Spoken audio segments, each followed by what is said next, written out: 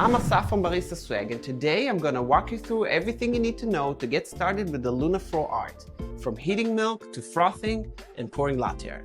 Let's get started. Step 1. Heating the milk. For this demo, I'm using an induction heater, a 500 milliliter pitcher, and a thermometer. Add about 250 milliliters of milk, just enough for 1 cup, and heat it to around 60 to 65 degrees Celsius. A stovetop or microwave, anything works, as long as you avoid boiling the milk. Use any 500 to 600 milliliter pitcher, or use a specialized pitcher like the one I'm using here for better control and latte art. Step 2. Frothing the milk. Frothing has 2 steps. First, introduce air by keeping the mash just under the surface, and turn on the LunaFro to about 1/3 power. You'll see the milk rise. For a latte or flat white, adding about 2 to 3 centimeters is ideal. Once you've added enough air, plunge the mash deeper, tilt to a 45-degree angle, and gradually increase the power to form a vortex. After about 40 seconds, it's ready. Turn off the frother, rinse the mash, tap the pitcher, and swirl the milk to polish the foam. Step 3. Pouring latte art. You can use the LunaFro to froth for a cappuccino or a flat white. Just make sure your milk isn't too thin or too thick. Let's make a flat white tulip together. Start from higher up and mix in a circular motion. Stop and bring the spout close to the surface. Wiggle in place and end with a slight move forward. Go back and push towards the middle. Go back one last time and push slightly. Now lift and cut through. So that's it. Perfect latte art at home with the LunaFro Art. Thank you for watching. For more information, visit maestrihouse.com or visit the LunaFro Art Kickstarter page.